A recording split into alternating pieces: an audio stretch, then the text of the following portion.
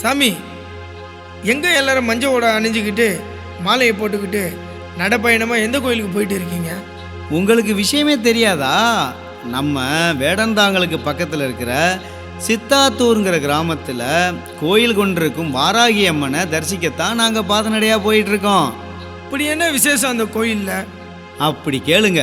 அதாவது அந்த அம்பாளுக்கு மாலை போடுறதுக்கு முன்னாடி 3 நாள் விரதம் இருந்து 1/2 கிலோ மஞ்சளும் ஒரு மஞ்சள் துணியும் வாங்கிக்கிட்டு நம்ம கோயிலுக்கு போகணும்.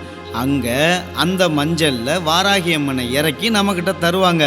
நாம் அதை மறுபடியும் எடுத்துகிட்டு வந்து நம்ம வீட்டு பூஜை அறையில் வச்சு 18 நாள் விரதம் இருந்து வாராகி அம்மனுடைய துதி சொல்லிட்டு ஒரு பஞ்சமி நாளில் மறுபடியும் அந்த மஞ்சளை எடுத்துகிட்டு போய் அம்பாளுக்கு 9 படி ஏறி நாமளே அபிஷேகம் பண்ணணும்.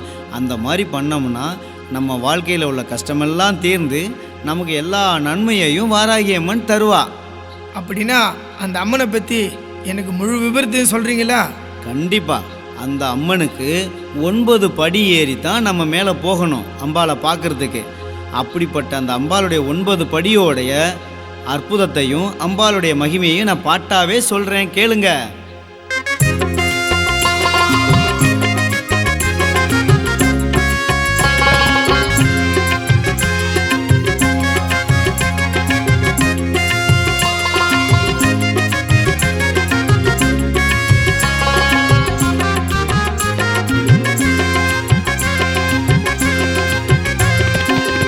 ஒன்றாம் படி மிதித்து வாராகியை வேண்டிக் கொண்டால், ஒன்றாம் படி மிதித்து வாராகியை வேண்டிக் கொண்டால் ஒற்றுமை குடும்பத்திலே சேரும், நவ கிரகத்தின் தீமைகள் தீரும்.